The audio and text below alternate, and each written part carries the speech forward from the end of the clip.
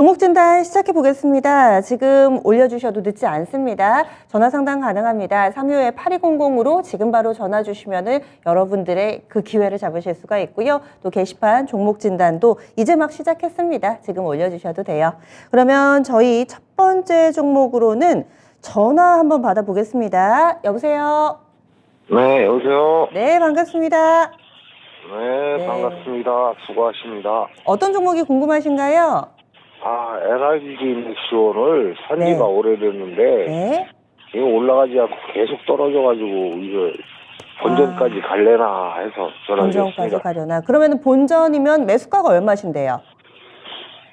88,300원이요. 88,300원에 비중 몇 %세요? 60%요.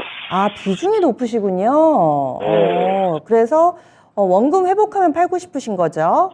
네네. 알겠습니다. 저희 상담해 드릴게요. 잠시만요. 네. 예. 네, 그래서 LIG 넥스원입니다. 이 종목 88,600원에 비중 60%. 작년 하반기에 시장이 막 상당히 안 좋을 때 이 방산주들 그때는 굉장히 효자 노릇을 했는데 연초부터 조금씩 이상하더라고요. 지금 좀 손실 구간에 있습니다. 이분 비중도 높으신데 어떻게 전략을 좀 세워봐야 될까요? 김영희 전문가님. 네, 일단은 방산주 같은 경우에는 태조 이방원 한창 이제 작년에 핫하던 때 가장 이 좋은 주가 흐름을 보여줬었던 그런 종목군이었습니다. 그러다가 워낙에 또 차익 실현 흐름이 강했었기 때문에 방산은 끝났나라고 이제 생각을 좀 많이 하셨었죠. 이 방산이 약간의 지지부진했었던 부분은 3분기에 전체적으로 이제 실적이 살짝 쉬어가는 흐름이었습니다. 그런데 최근에 다시 한번 보게 되면 LIG 넥스원뿐만 아니라 뭐 하나 에어로스페이스라든지 혹은 뭐 이제 현대 로템이라든지 이번에 다시 한번 주가 흐름이 상당히 좋은 흐름들을 보여주고 있거든요. 역시나 다시 한번 이 주가가 올라가는 부분이 무엇이냐라고 했을 때에는 4분기 실적이 상당히 기대되는 부분이 있었죠. 이제 이 3분기부터 4분기로 넘어가면서 폴란드 수출건들이 4분기 실적에 본격적으로 반영이 되기 시작을 할 것이다. 그러면서 방산주들이 다시 한번 4분기에 실적 잔치를 벌일 것이다라는 이야기가 많이 나왔습니다. 최근에 또 이야기들이 있었죠. 추가적으로 정부에서 여러 가지 이 산업군에 대해서 지원을 할 것이다라고 이제 이야기를 많이 했고, 그러면서 뭐 K 콘텐츠라든지 혹은 이제 원전에 대한 부분들 뭐 계속적으로 많이 이야기를 했었고, 거기에 방산도 이야기를 했었습니다. 방산을 이제 앞으로 우리나라의 글로벌한 이 산업, 이 선도할 수 있는 산업으로 키워 나갈 것이다라고 이야기를 했기 때문에 이 부분에 대해서도 상당히 우리 방산, K 방산이 기대되는 상황이다라고 생각을 해주시면 될 것 같아요. 그러면서 뭐 LIG 넥스원 같은 경우에는 일전에 태조 이방원 가장 핫했을 때 가장 또 크게 수혜를 받았었던 종목이기도 했고요. 그 다음에 추가적으로 모멘텀이 남아있는 부분은 역시나 뭐 정책적인 부분과 그 다음에 이번에 뭐 다보스 포럼에서도 우크라이나 젤레스키 대통령이 참여할 것으로 이제 예상이 되고 있기 때문에 뭐 이 부분에 대해서도 수혜를 받을 수가 있고, 그 다음에 2월에 폴란드의 이제 장관이 방한을 할 것으로 예상이 되면서 그 부분에 대해서도 이제 추가 수주에 대한 논의가 어느 정도는 좀 진행이 될 것으로 예상이 되고 있거든요. 그래서 방산주들은 저는 꾸준하게 이 실적에 대한 어떤 이 상향성들, 상방을 좀 어느 정도 좀 가져가지 않을까 생각을 하고 있습니다.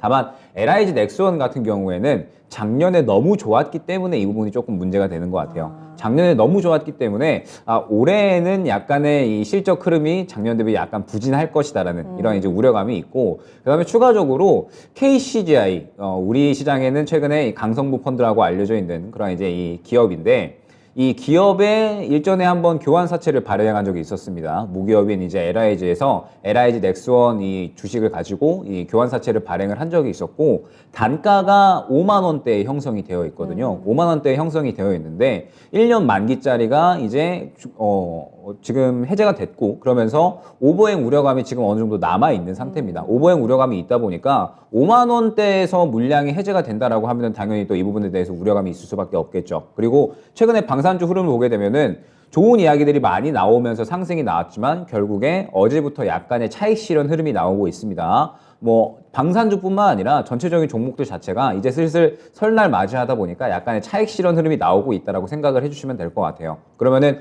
방산주 같은 경우에는 저는 어느 정도 다시 한번 바닥을 짚었다가 또다시 반등하는 흐름이 나올 것이다라고 보고 있거든요. 방산주는 보게 되면은 뭐 쭉 상승을 하는 게 아니라 이미 일전에 매물대가 형성이 되었었던 구간이 있기 때문에 아마 이 매물대를 강하게 뚫어주지 못하고 계속해서 이렇게 박스권을 좀 형성을 하지 않을까 생각을 하고 있습니다. 그렇기 때문에 LIG 넥스원 같은 경우에도 저는 대응이 조금 중요하다라고 보고 있거든요. 지금 보게 되면 LIG 넥스원이 하나 에어로스페이스와 마찬가지로 최근에 약간의 반등이 나오고 있다가 살짝 주가가 꺾였습니다.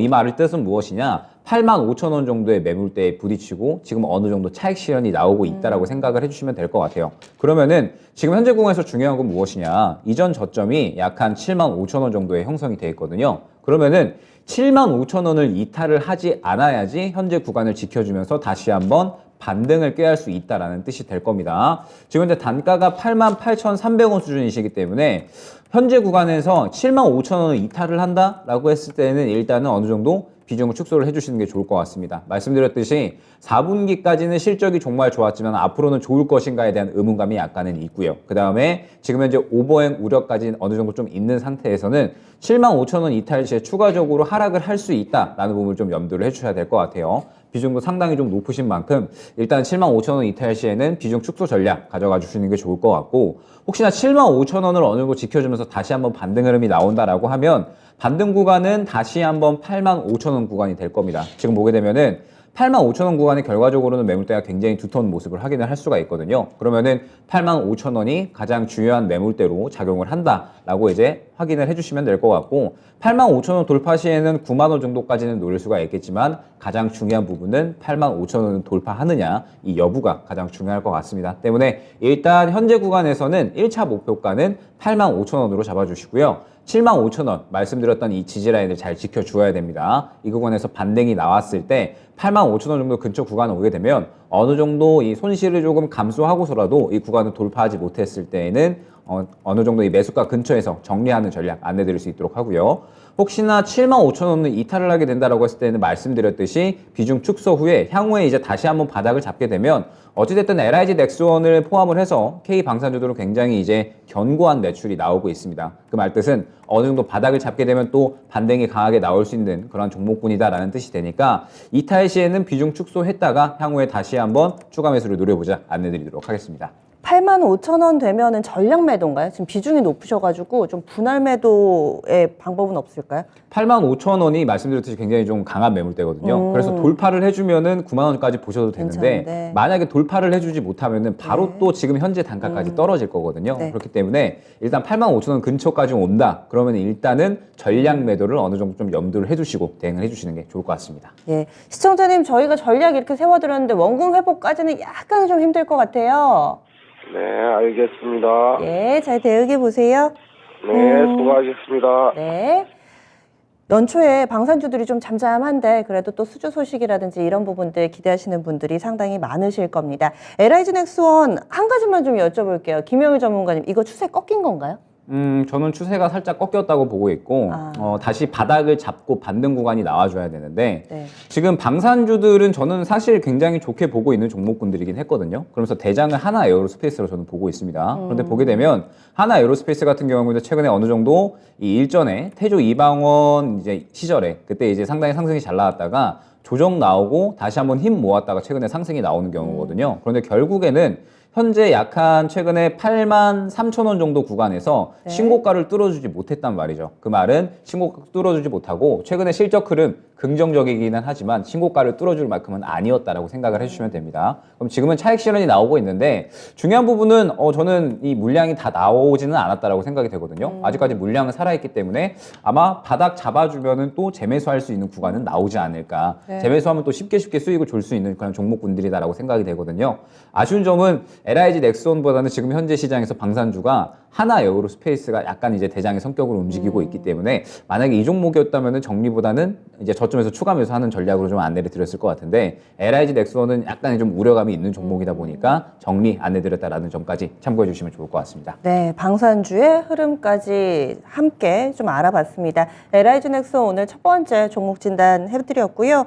다음으로는 유튜브에서도 LIG 넥스원 한번 고생시키기 시작하면은 좀 계속 빠진다, 뭐 이런 시각으로 이야기를 해주시는 분도 계신데 다들 이 종목 상담 신청이 올라오면 나도 매매해봤던 기억이 있다면 좀 올려주셔서 같이 공유하면 또 이런 부분들이 많은 도움이 됩니다. 다음으로는 어떤 종목 볼까요? 유튜브에서 골라보겠습니다. 조수영 캐스터. 네, 유튜브를 통해 들어온 종목 진단입니다. 먼저 구리구리 너구리님, 오늘 효성 TNC고요. 매수가는 40만 원에 11% 보유하고 계십니다. 앞으로 전망과 목표가 진단 부탁드립니다. 라고 댓글 남겨주셨는데요. 먼저 종가부터 확인해보면 오늘 40만 5천 원으로 마감했습니다. 매수 시점 같은 경우에는 최근에 사신 것 같습니다. 이번 주 들어 이 종목은 40만 원대까지 회복을 좀 했는데요. 특히 기관 쪽에서 1월 5일부터 10거래일 연속 수급이 좀 들어오고 있습니다.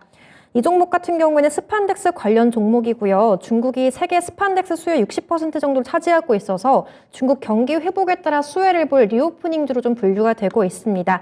그래서인지 올해 증권사들이 목표 주가를 20% 가까이 올린 종목이기도 한데요. 김영일 전문가님도 똑같이 보고 계실지 진단 부탁드리겠습니다. 전문가님, 이 종목 전망과 목표가 진단 같이 부탁드리겠습니다.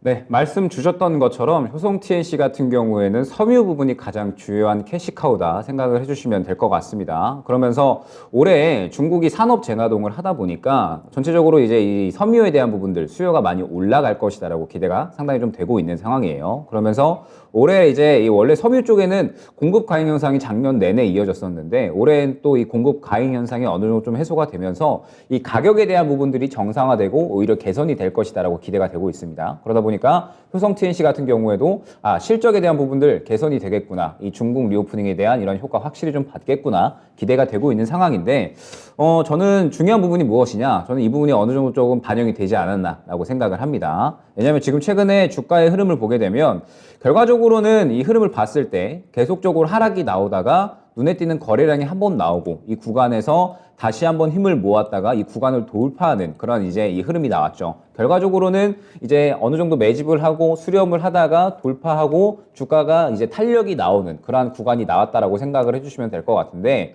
그럼 지금 현재 구간에서 이 다음 단가, 이 현재 단가를 뚫어주는 이러한 매물대가 존재하느냐, 이게 좀 중요할 것 같아요. 지금 보게 되면 매물대는 존재한다라고 볼 수가 있을 것 같습니다. 약 한 41만 원 중반대 정도부터 해가지고 장기적으로 봤을 때 이 구간부터 또 굉장히 큰 매물대가 존재하거든요. 그러면은 이 효성 TNC 같은 경우에는 최근에 리오프닝 효과, 그 다음에 추가적으로 이 섬유에 대한 부분들 수요가 올라갈 것이다라는 점, 그리고 공급 과잉 해소가 어느 정도 될 것이다라는 점은 시장에 반영이 됐다라고 생각을 해주셔야 될 것 같고, 이 부분에 대해서 이 현재 단가를 좀 강하게 뚫어줬어야 되는데 이 매물대에 부딪혀가지고 어제부터 약간의 차익 실현 흐름이 나오고 있다라고 생각을 해주시면 될 것 같습니다. 다만 아직까지 추세는 꺾이지는 않았는데 현재 단가에서 추세가 꺾인다라고 하면은 바로 30만 원 중반대까지는 조정이 나올 수 있다라는 점을 염두를 해주셔야 될 것 같아요. 그렇기 때문에 저는 일단 지금 현재 구간에서 매수가가 40만 원 부근이시기 때문에 일단 확실하게 좀 정리 구간을 가져가 주시는 게 좋을 것 같습니다. 오늘 단가가 저가가 39만 7천 원으로 이제 형성이 돼 있거든요. 그러면 만약에 저라면 39만 7천 원 이탈 시에는 저는 정리를 할 것 같습니다. 왜냐하면 지금 현재 시장을 어느 정도는 좀 고려를 해야 될 것 같아요. 지금 코스피 보게 되면은 이틀 연속 빠지고 있죠. 이틀 연속 빠지는 이유가 무엇이냐? 최근에 이 시장에서 어느 정도 좋은 이슈들이 나왔던 것들, CPI나 혹은 고용지표에 대한 부분들이 어느 정도 반영이 되면서 좋은 상승이 나왔다가 코스피 잠깐 이제 차트를 보게 되면 2,400 구간부터 전체적으로 이제 이 매물대가 주요하게 형성이 되어 있습니다. 2,400 구간부터 이제 매물대가 형성이 되어 있기 때문에 이 구간을 뚫지 못하고 결과적으로는 이틀 연속 조정이 나왔다 생각을 해주시면 되거든요. 그런데 이 구간 동안에 사실 상승을 상당히 좀 많이 이끌었었던 종목군 중에 하나가 리오프닝 쪽이었습니다. 리오프닝 모멘텀을 받은 종목들이 상당히 시장의 상승을 많이 이끌었기 때문에 결과적으로 효성 TNC 같은 경우에도 시장이 꺾이게 되면 어느 정도 차익 실현이 나올 수 있다라는 부분을 염두를 해주셔야 될 것 같아요. 최근의 상승도 시장의 상승과 거의 맞닿아 있는 부분을 확인을 할 수가 있죠. 그렇기 때문에 지금 현재 시장의 상황을 어느 정도 좀 염두를 해야 될 것 같고, 내일 목요일이고요. 그 다음에 모레 금요일인데 그러면 바로 또 설 연휴가 시작이 됩니다. 우리가 일반적으로 설 연휴를 볼 때 보통 시장이 설 연휴 전에는 항상 약세를 보였습니다. 거의 대부분. 현금 확보에 대한 그런 심리가 상당히 강해지는 그런 시기이기 때문에 효성 TNC 같은 경우에도 혹시나 오늘 저가 39만 7천 원을 이탈을 한다라고 하면은 바로 차익 실현 심리가 강해지면서 30만 원 중반대까지는 순식간에 조정이 나올 수 있다라는 부분을 좀 염두를 해주셔야 될 것 같고요. 그 다음에 설 연휴 지나갔다. 그럼 바로 또 거래일이 5일 정도 뒤에는 FOMC가 진행이 됩니다. 그러면 우리가 이 어느 정도 행복 회로를 그려보면 FOMC에서 연준의 어떤 스탠스가 변경이 되고 비둘기적인 발언들을 해주고 뭐 금리나 뭐 연착륙에 대한 기대감 이런 것들을 이야기해주면 시장이 상당히 올라갈 수가 있지만 만약에 그렇지 않을 경우를 또 우리는 가정을 해야 되거든요. 만약에 그렇지 않을 경우에는 코스피가 다시 한번 바닥을 확인을 하러 갈 수가 있습니다. 기대감이 실망감으로 바뀌는 거는 10월 달부터 12월 장세까지 아마 잘 경험을 해보셨을 것이다 생각이 되기 때문에 수송 TNC 같은 경우도 이러한 이 리스크를 좀 어느 정도는 대비할 필요성이 있다라고 생각이 됩니다. 그래서 최근에 상승도 굉장히 잘 나왔고 매물대에 부딪히는 구간이기 때문에 일단 오늘 저가 39만 7천 원 이탈 시에는 저는 정리하시는 거 추천드리도록 하고요. 그 다음에 혹시나 지금 현재 구간에서 지켜주면서 다시 한번 내일 양봉이 출현을 한다라고 하면은 1차 목표가는 41만 5천 원 안내드릴 수 있을 것 같습니다. 어제 고가 부근인데 결과적으로는 이 어제 고가 부근을 뚫어주면서 이전에 주요한 매물대를 뚫어주어야지 추가적으로 2차 목표가 한 45만 원 정도까지는 안내를 드릴 수가 있을 것 같거든요. 때문에 지금 현재 상태에서 일단은 내일 양봉이 출현을 해주면서 41만 5천 원 어제 고가를 뚫어주는 게 굉장히 중요하다라는 점 안내드리면서 다만 제가 강조를 드리고 싶은 건 지금 현재 시장에는 슬슬 현금 확보에 대한 심리가 어느 정도 나타날 수 있으니까 이러한 리스크에 대한 부분들은 충분히 염두를 하시고 이 효성 TNC에 대해서는 매매 전략을 꾸려 가셔라 안내드리도록 하겠습니다. 지금 소폭이기는 하지만 그래도 수익 구간이시니까 어떤 선택을 하시든 간에 크게 아쉽지는 않으실 거예요. 너구리님께서 지금 삼성전기처럼 박스권 상단을 좀 뚫어주기를 바랬는데 그 하시면서 아쉬운 마음이 좀 있으신 것 같은데요. 손절가 진단도 해주셔서 감사합니다. 지금 보고 계시네요. 저희 이렇게 효성 TNC도 공부를 해봤습니다. 이번 한 주 동안의 시세 좀 잘 보셔야 될 것 같아요. 위아래로 한 1%의 대결이기 때문에 시세가 어떤 쪽으로 방향을 잡아가는지 손절 라인은 39만 7천 원 그리고 위쪽으로는 41만 5천 원 뚫어주는지 여부 중요하다. 이렇게 두 개의 가격 기억해 주시기 바랍니다. 효성 TNC 알아봤고요. 이번에는 전화 받아보겠습니다. 여보세요? 여보세요? 네, 연결되셨습니다. 네, 반갑습니다. 예, 어떤 종목 궁금하세요? 예, 만도. 만도, DHL 만도로 이름이 바뀌었죠. 만도를 주셨는데 얼마에 사셨나요? 56,000원요. 56,000원에 비중 어떻게 되세요? 20%요. 20%. 이 종목 어떤 점이 좋아 보이셔서 매수하셨어요? 그냥 누가 좀 사보라 그래서 샀는데요. 네. 그 뭐 잘 몰랐었어요. 아, 그러셨군요. 추천받으셨고. 그러면은 기간은 얼마나 되셨어요? 그냥 뭐 물타기도 좀 하고 이래서 잘 모르겠어요. 제법 된 것 같은데. 그래서 기간도 최근 들어서 사신 게 아니라 뭔가 좀 샀다 팔았다도 하시면서 이렇게 해서 비중이 20%의 매수가는 56,000원. 어떤 점이 가장 궁금하세요? 이게요. 네. 언제까지 가지고 있어야 되는가? 언제까지 가지고 있을지. 그러면 목표가 혹시 있으세요? 얼마면 팔고 싶다. 아니요. 그냥 손해만 보면 네. 그냥 정리하고 싶어요. 예. 원금 회복 가능성 저희가 좀 타진해 보겠습니다. 끊지 마세요. 네. 예. 이 HL만도가 거래량이 그렇게 많거나 하는 종목은 아닌데 심심치 않게 이렇게 종목 진단 신청이 들어옵니다. 오늘 사신 분은 5만 원대 초반이고요. 비중 20% 얘기해 주셨는데 HL만도 전문가님은 어떻게 보세요? 가장 좋았었던 기업 중에 하나라서 아마 다들 많이 갖고 계실 것 같아요. 기아와 그 다음에 현대 가장 이 주요한 이 부품사 중에 하나죠. 그렇기 때문에 부품사 하면은 현대모비스 혹은 이제 HL만도 이렇게 한 두 종목이 저는 떠오르거든요. 그만큼 이 자동차 부품 쪽으로는 굉장히 좀 많이 알려져 있는 기업이고 최근에 그래도 좋은 이야기들이 좀 많이 나왔었죠. 4분기에 이제 들어서면서 현대 기아의 자동차 판매량이 다시 한번 이제 올라갈 것이라는 기대감은 분명히 있었습니다. 자동차 생산량이 다시 한번 이 반도체 쇼티지 현상이 해소가 되면서 이제 정상을 되찾을 것이다. 이러한 기대감이 있었는데 워낙에 이제 지지부진한 종목이기도 하고요. 주가가 지루한 움직임을 보이고 있는 종목이기도 합니다. 그러면 결국에는 분기점이 언제가 될 것이냐, 어떤 이슈에 의해서 움직일 것이냐, 이 부분이 가장 중요할 것 같은데 결국에는 이 IRA 가이던스가 발표되는 3월이 되지 않을까 생각을 하고 있습니다. 이 현대나 기아나 그 다음에 자동차 부품사나 전체적으로는 IRA 가이던스가 어떻게 발표되는지에 따라서 저는 주가의 방향성이 나뉠 것이다라고 보고 있거든요. 최근에 물론 뭐 현대차라든지 혹은 기아 어느 정도 바닥을 잡아주는 흐름 자체는 나와주고 있습니다. 그런데 만도도 비슷하겠지만 지금 현재 이 바닥권에서 지지를 해주는 모습은 보여주고 있는데 주가가 끌어올려지는 이러한 모습들은 보여주고 있지를 않죠. 역시나 이 IRA의 불확실성에 의해서 주가가 움직일래야 움직일 수가 없는 그러한 상황이다라고 생각을 하고 있습니다. 그러면 어느 정도 예측을 해봤을 때 IRA 가이던스가 만약에 3월에 긍정적으로 나온다라고 하면 아마 이 3월 달에 자동차 쪽은 어느 정도 시장을 조금 견인할 수 있는 섹터가 될 겁니다. 긍정적으로 나왔을 때에는 분명하게 현대, 기아, 자동차 부품사들이 굉장히 크게 탄력을 받으면서 이전 매물대 구간까지는 충분히 상승이 나올 수 있다고 보고 있거든요. 만도 같은 경우에는 아마 매수가 부근이겠죠. 한 5만 원 정도 근처 구간이 될 거고 그 다음에 뭐 현대차 같은 경우에는 추가적으로 업사이드를 한 18만 원 중반대까지도 볼 수 있을 것 같고 뭐 기아차 같은 경우에도 마찬가지로 한 7만 원 중반대까지는 볼 수 있을 것 같습니다.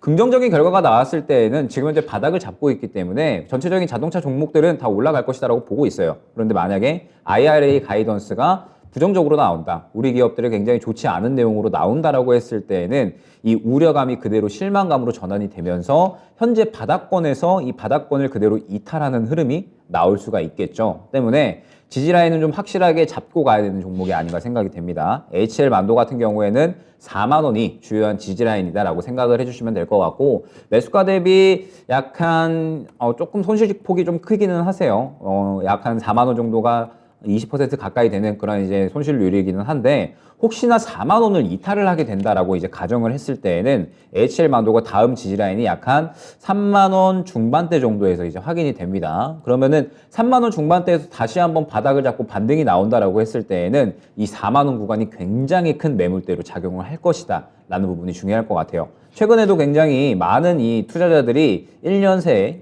HL 만도를 좀 많이 매매를 했기 때문에 4만 원 구간의 매물대가 굉장히 좀 많이 쌓여 있거든요. 그렇기 때문에 향후에 다시 한번 혹시나 이 만도가 4만 원 구간에 이탈하고 그 다음에 어느 정도 저점을 확인을 한 다음에 반등이 나온다라고 하더라도 이 4만 원 구간을 빠르게 뚫어주기에는 약간은 어렵지 않을까 생각이 됩니다. 그렇기 때문에 주요한 지지라인은 4만 원으로 생각을 해주시면 될 것 같고 그 다음에 현재 구간에서 반등이 나온다라고 했을 때에는 말씀드렸듯이 저는 5만 원 정도까지는 그래도 가능하지 않을까 생각을 하고 있거든요. 지금 보게 되면은 1차 매물 구간이 한 4만 원 중후반대에 형성이 돼 있는데 IRA 가이던스 좀 긍정적으로 나오면 저는 충분히 5만 원 정도까지는 가능하다라고 보고 있습니다. 그러면 이 정도 구간에서 뭐 추가적으로 돌파가 나오면 수익 극대화 노리고요. 만약에 돌파가 나오지 않으면 약간의 손실이 있더라도 매수가 근처에서 정리를 해주시는 게 좋을 것 같은데 사실 HL 만도 같은 경우에는 만약에 저라면 지금 현재 구간에서는 제 매매 방식으로 봤을 때 비중을 약간은 줄였을 것 같아요. 왜냐하면 사실 이 자동차 쪽이 저는 3월까지는 방향성이 좀 크게 나오기 어렵다라고 보고 있거든요. 그러면서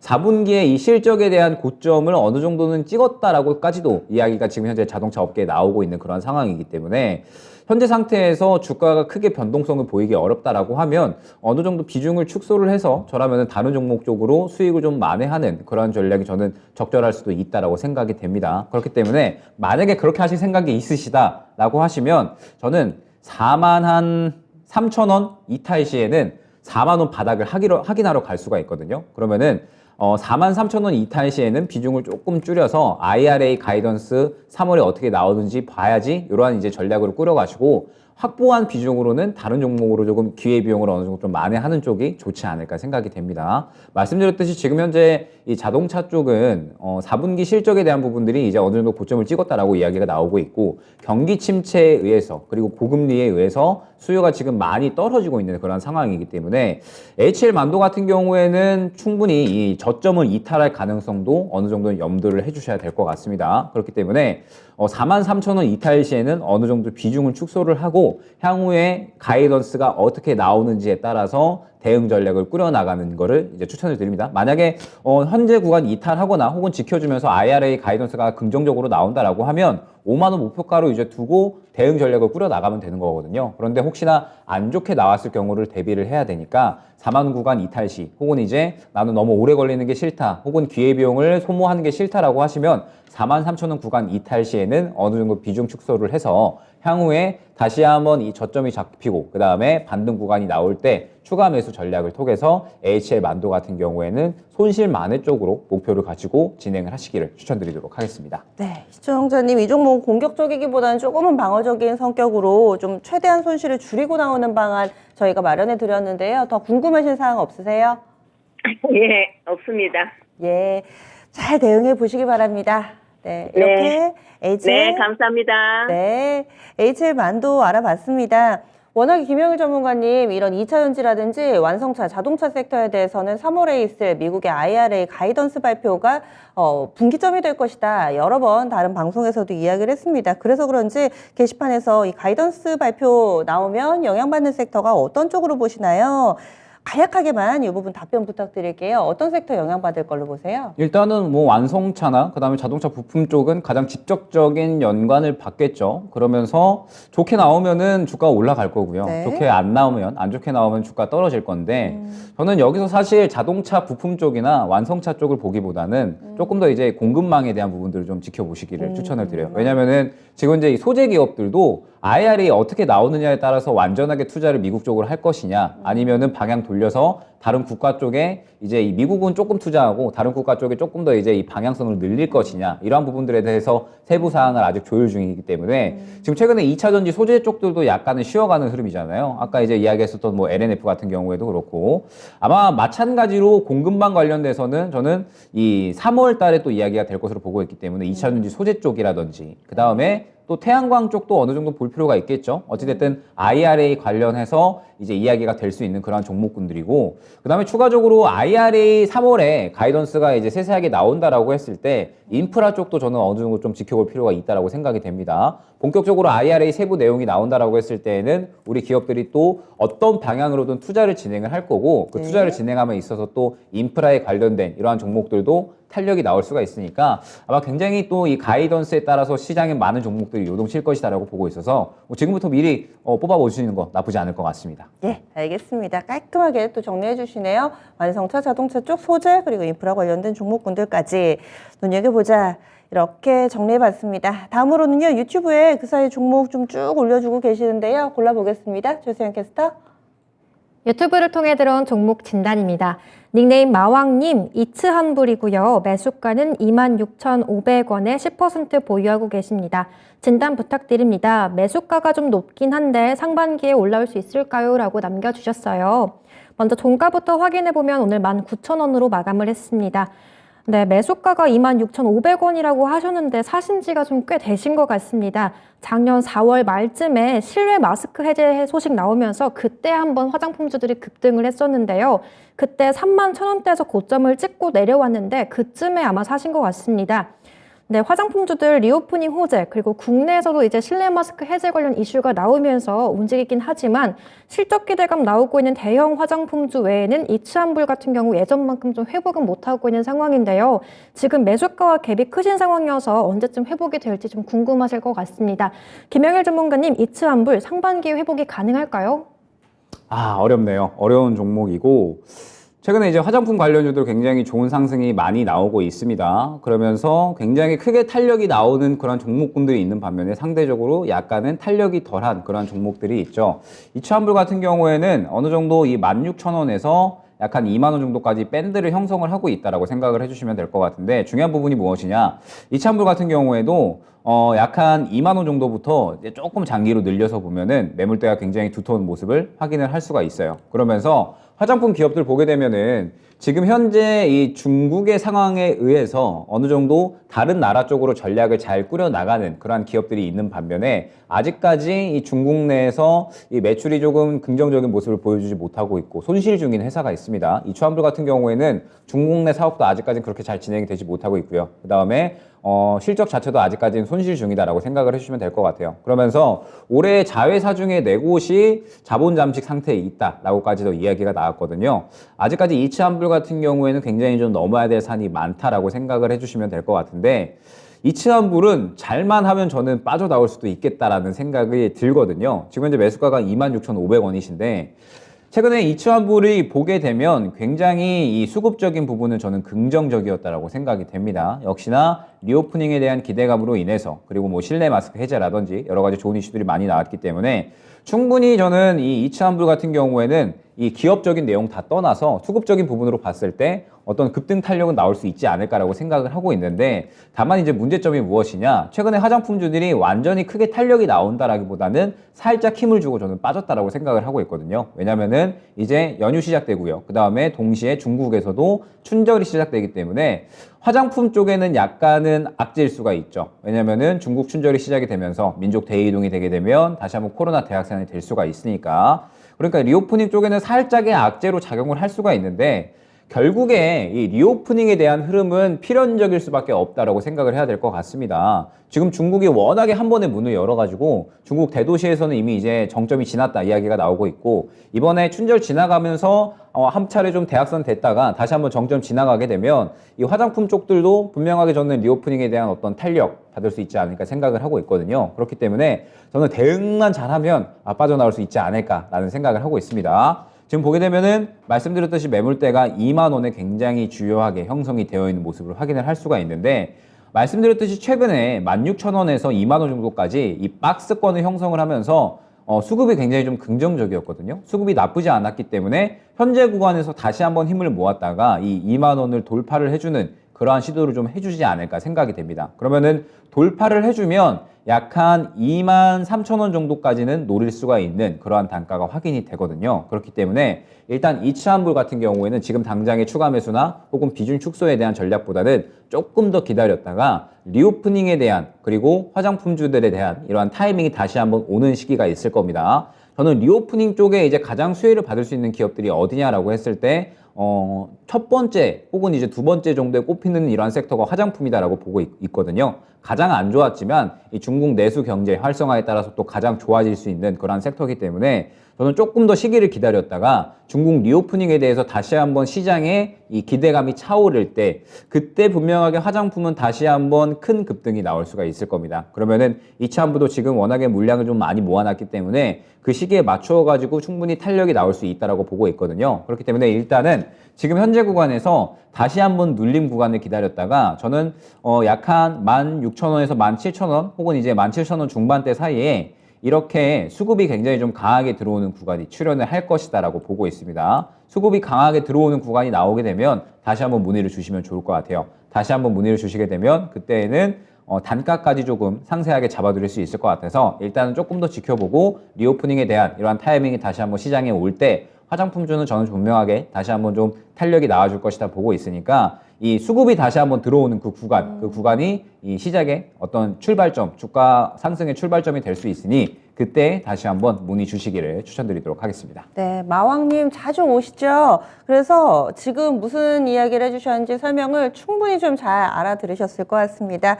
수급이 중요하다. 거래량 들어오는 거 딱 확인하시고 그때 다시 한번 문의를 주신다면 조금 더 구체적으로 가격 전략 세워드리도록 하겠습니다. 이츠환불 살펴봤습니다.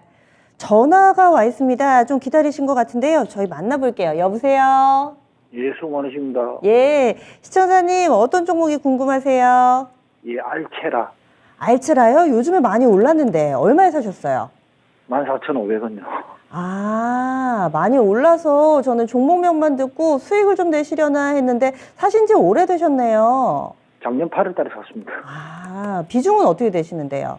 20%요. 20%. 작년 8월 달이면은, 네, 지금 계속해서 좀 흘러내려서 고민이 좀 되실 것 같은데, 어떤 점이 가장 궁금하세요? 요를 현금은 비중은 좀 있는데, 네.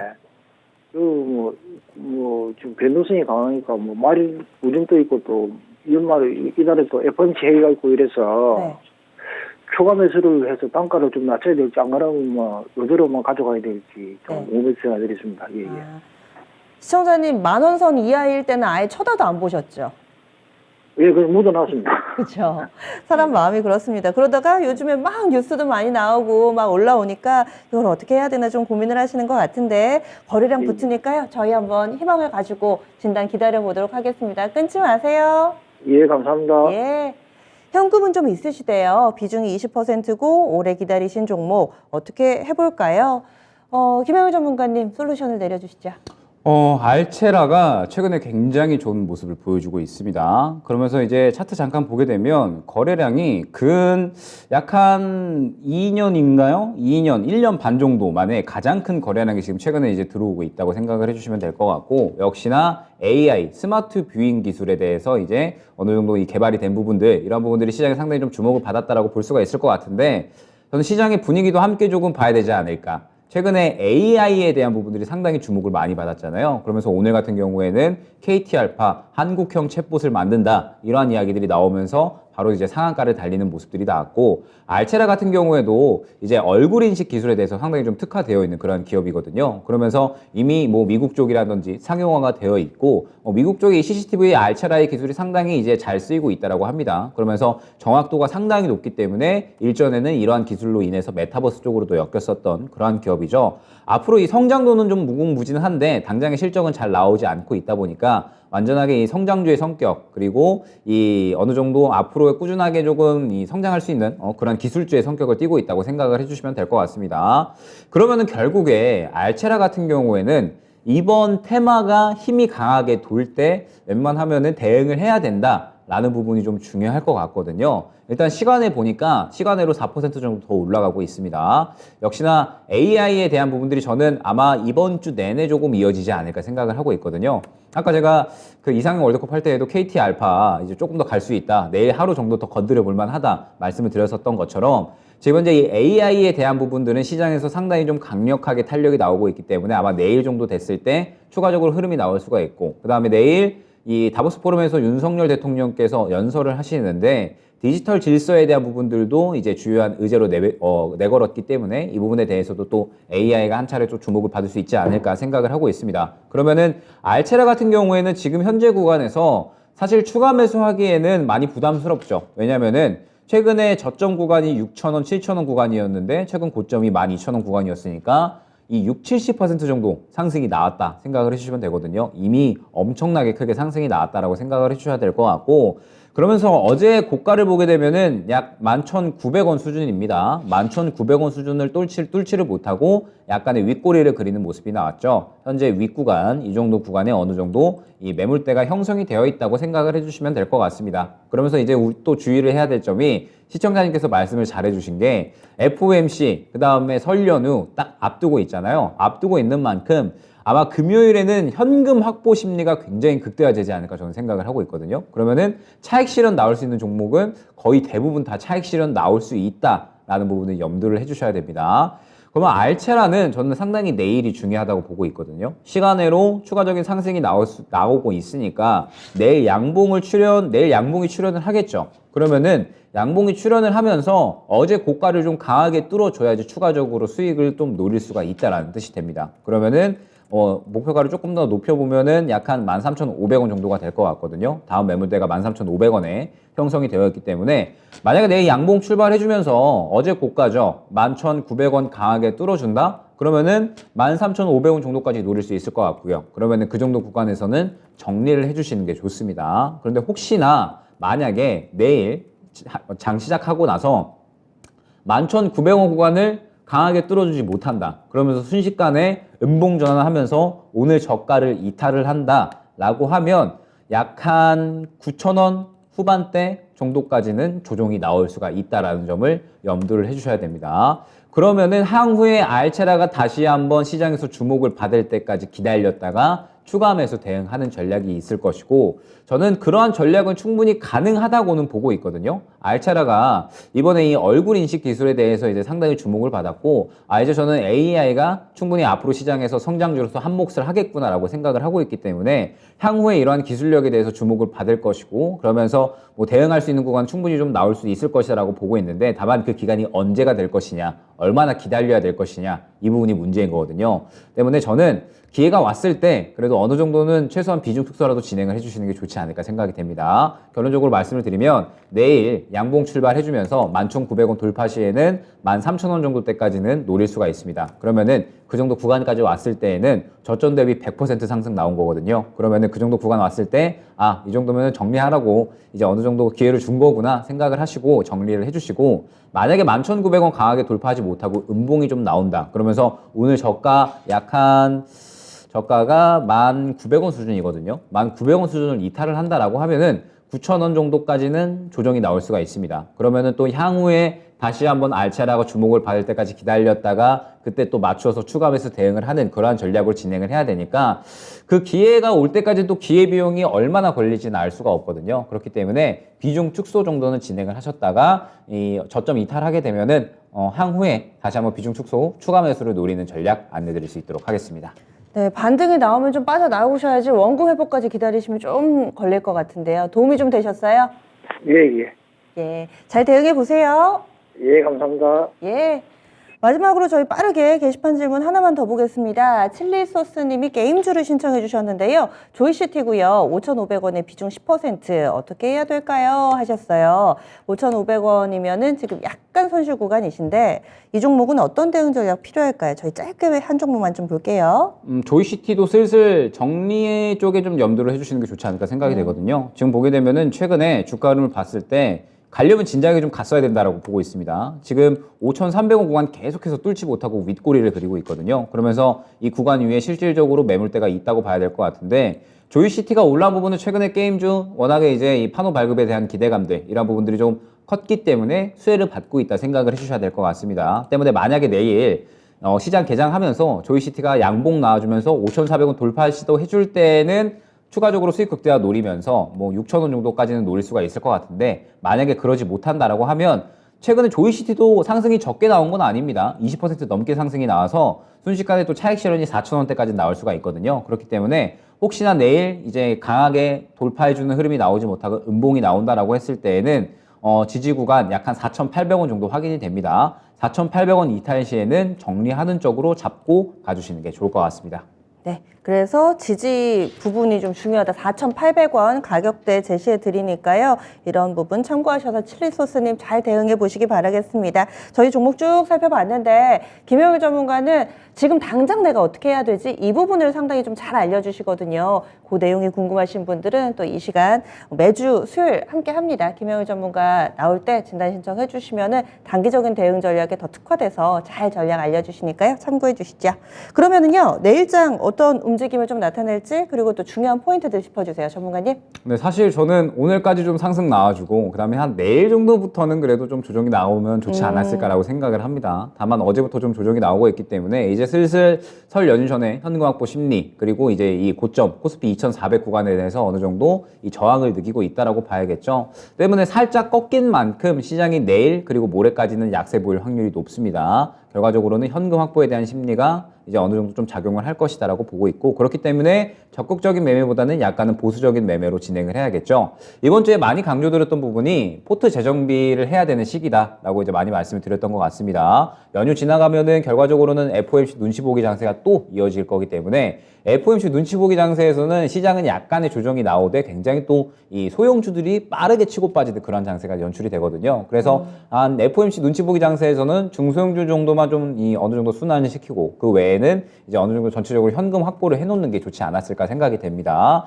결과적으로는 이제 이 다음 주 정도 되면 이제 FOMC 눈치 보기 장세로 진입이 되면서 시장의 힘이 많이 약할 거기 때문에 적극적인 매매는 약간은 어렵다라고 보고 있거든요. 그렇기 때문에 현재 구간에서는 슬슬 쉬어가는 그러한 장세다라고 생각을 해주시고, 현금 확보에 약간은 어느 정도 이 포트를 좀 맞춰 나가야 된다라는 점, 그러면서 이 시장의 방향성은 결국에는 FOMC 이유가 될 거거든요. FOMC 결과가 어떻게 나오는지에 따라서, 그리고 연준의 스탠스가 어떻게 바뀌느냐에 따라서 시장의 방향성이 상방으로 갈 것이냐 아니면 하방으로 갈 것이냐, 이 부분이 나뉠 것이다라고 보고 있기 때문에 이제 슬슬 포트 재정비 그리고 눈치 보기 장세를 준비해야 된다라고 보고 있습니다. 그러면서 저는 또 강조드리고 싶은 게, 중소형주 순환매는 아마 계속 이어질 거거든요. 지금 현재 시장에 이슈가 나와 있는 부분들이 차이나 모멘텀도 아직 안 끝났고요. 그 다음에 뭐 정책 지원에 대한 부분들도 아마 시장에서 계속 이야기가 나올 것이고요. 그 다음에 2월달 들어서는 또 새롭게 이 IRA 가이던스에 대한 이 기대감들 혹은 이제 약간의 우려감들 이런 부분이 또 한꺼번에 나올 거기 때문에 아마 시장에서 중소형주 순환매는 2월 FOMC가 지나가고 나서라도 계속해서 이어지지 않을까 생각을 하고 있습니다. 그렇기 때문에 어느 정도 발빠른 대응에 대해서는 충분히 좀 염두를 하시고 이제 지금부터 내일부터는 FOMC를 준비하는 그러한 한 주로 활용을 해야 된다라는 점이 중요할 것 같습니다. 예, 알겠습니다. 주 중반 후반으로 이제 접어들면서 FOMC 관련된 부분이 시장에 영향을 미칠 수 있다. 보수적인 관점으로 일단 서를 좀 준비해 보시면 어떨까 이렇게 가격 전략 세워드리고요. 그리고 중소형주 같은 경우 단기에 시세 많이 낸 종목군들은 일단 좀 챙기고 보자 이렇게 살짝 얘기를 해주시네요. 설 연휴 지나고 나면 또 다시 사실 수 있으시니까요. 이렇게 김영일 전문가와 함께했습니다. 여기서 인사 나눌게요. 오늘 말씀 고맙습니다. 네, 감사합니다. 네, 이번 한 주는 날씨도 좀 쌀쌀하고요. 시장에도 지난주와는 다르게 조금씩 찬바람이 좀 불기 시작합니다. 시장의 미묘한 변화까지도 온전히 좀 인식을 하셔서 여기에도 기민한 대응 전략 세워보시기 바랍니다. 궁금하신 사항 있으시면 내일 이 시간 저희가 기다릴 테니까 그때 노크해 주세요. 지금까지 다양한 투자 판단에 대한 도움 말씀드렸습니다. 종목의 상승 하락을 보장하지는 않습니다. 내일 다시 찾아뵙겠습니다. 고맙습니다.